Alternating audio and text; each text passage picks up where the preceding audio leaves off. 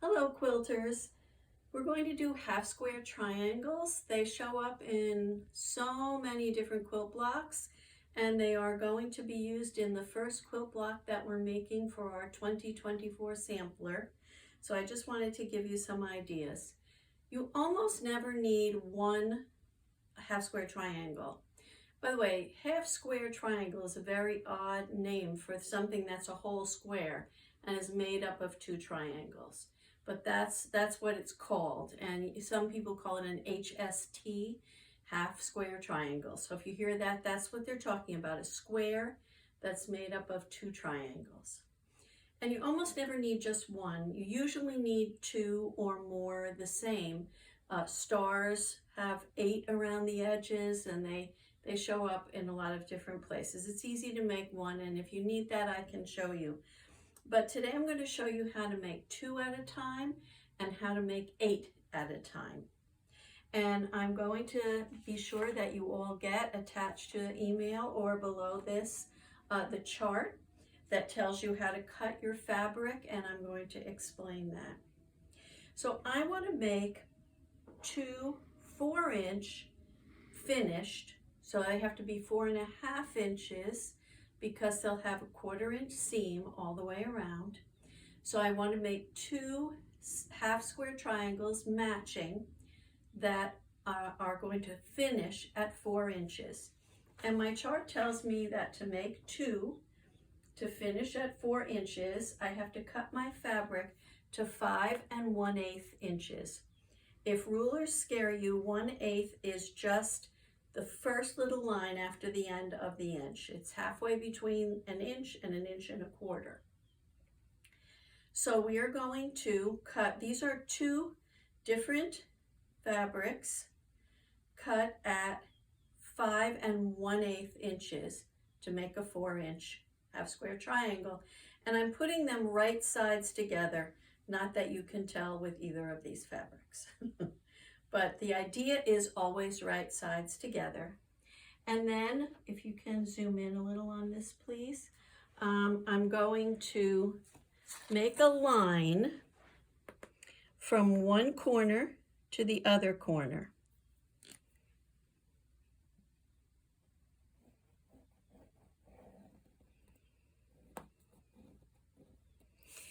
Well, that wasn't a very good line. I hope you can see it. But it's my cutting line. It is not my sewing line. I am going to sew 2 lines, one on each side of that line, a 1/4 inch away. And if you're not confident that you can eyeball that, many of us can't, you can make yourself, using the 1/4 inch on your ruler, go to one side of this, and you can make yourself kind of a dotted, not that the first one wasn't dotted, but anyway, you can make yourself a line. For this one, it might show, so I would use an erasable ruler, marker, an erasable marker. And then you can make a line a 1/4 inch away from your cutting line on the other side. That way you won't get confused about where you're sewing and where you're cutting. So can you see that? This is the cutting line, and these are the 2 sewing lines. Okay, thank you. So now this one has been cut. No, it hasn't. This one has been sewn. And will you come in for a close-up, please? So this is sewn here. You can see it also on the back. I used a darker blue thread. So those are the sewing lines, and they have been sewn. So now I'm going to cut. I'm going to cut them on the cutting line, which is the one right in the middle.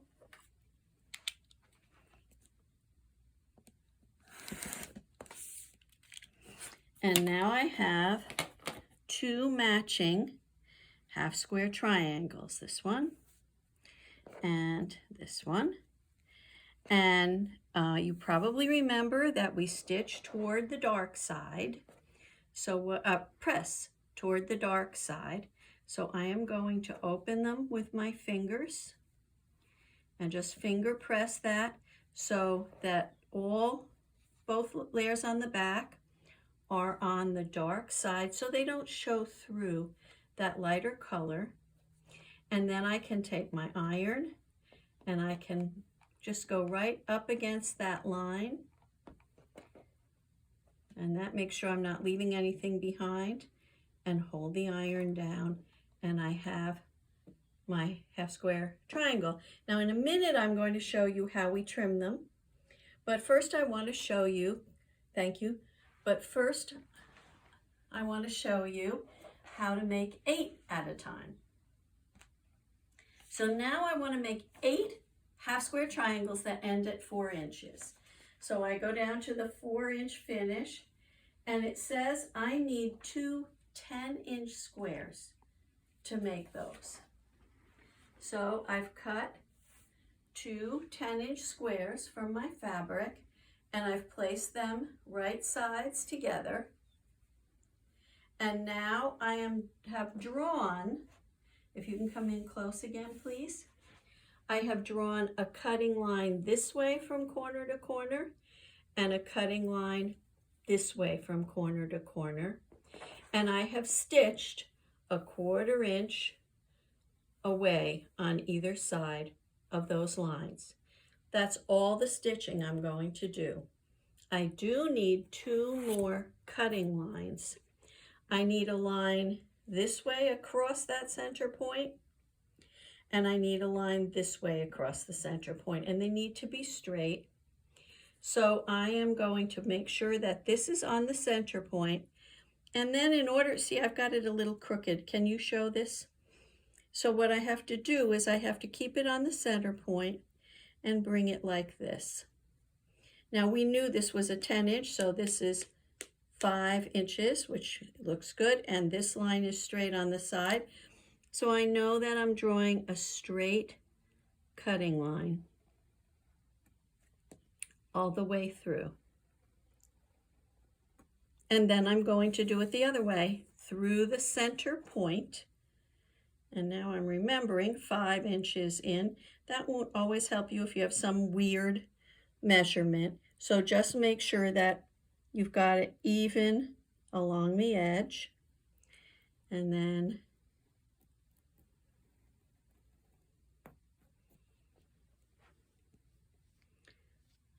cutting line here. Now I have 4 cutting lines. You can see them 1, 2, 3, and 4. And if you're used to this, you see the 8 half square triangles coming to life, but I'm going to cut them so that you can see them all. So I cut on this line.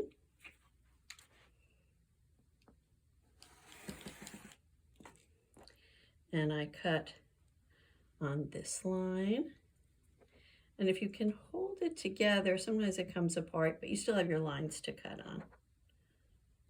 Let me move my iron out of the way.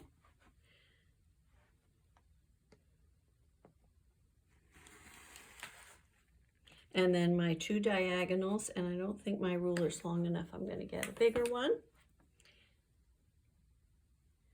Right on those, and see they're in between the stitching lines. And just in case you think I'm just a really fabulous piecer, look at this thing. I don't know how I did that, but it doesn't matter. And then one more this way. So I'm cutting 4 long lines.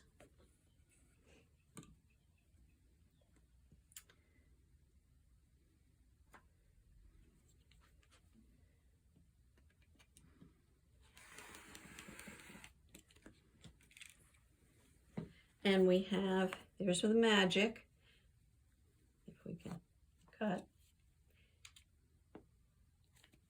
We have 8 of these matching half square triangles. And these are needed when you do an Ohio star where you have the points coming out. You would use these if you were making maple leaves, bear claws. They're all over the place. And in fact, the first block we are making has 8 matching half square triangles. So when you get your pattern, when I get that to you, you will be able to use this technique for that. And I don't need to open them all. You can trust me. There are 8 of them here. Now, on my chart, I changed the cutting sizes for your squares. If you go online and find a chart that tells you how big to cut it, it cuts it with the assumption that your cutting and your stitching are perfect, and you will come out with exactly that size triangle. I have never yet done that. So I've added a 1/4 inch to all of the square cuts. So now, if you'll come in, Doug, please. I'm going to take my block lock ruler that I have been raving about. If you are watching this from the Easton Library, we have one of these. This is one of the ones we decided to purchase. We bought 6 to make a 1 inch, 2 inch, 3 inch, 4 inch, 5 inch, and 6 inch square. So you can get it in the library. Use the appropriate one. And I want you to see what's the best background. I want you to see that this has on the bottom a groove that goes from corner to corner. It's actually cut out of here. It's a piece cut out of here. And so what you do, you've got 3 layers of fabric here and 1 layer of fabric here. And so the groove will catch. If you press it in, the groove will catch right on the line, on the diagonal. And see how I've given you some wiggle room? You're only cutting off slivers, but I've given you enough. If we had used the online directions, this would have to be perfect now. So I hold this in here, and now I can cut 1, 2,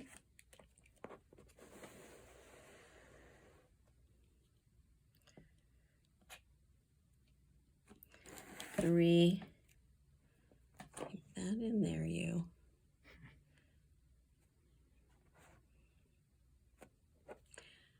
4, and here I have, it's 4.5 inches. It will finish at 4, and look at those points. Well, close. I think I wiggled the ruler, but if you can keep that right on there, you'll have those beautiful points in your half square triangle. You will, thanks.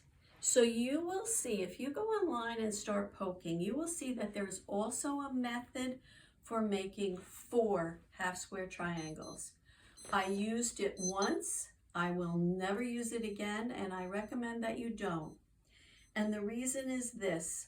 Fabric, if you, just a minute. If you, that method gives you a square, and it has you sew around the edges and then cut this way. Now with the 2 and the 8, the edges of your square are the length and the width of the fabric, and your diagonal is in the middle where the thread is holding it tight. With the 4, the sides of your, all 4 sides of your square are going to be on diagonals. And so when you put them in your sewing machine to sew them, they can go like this. And your square will no longer be a square in your quilt, and it will cause you headaches all over the place.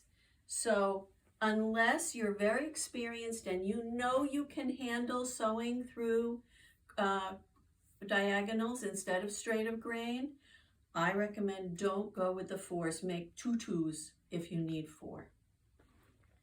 I hope I've said everything. Thanks. Have fun.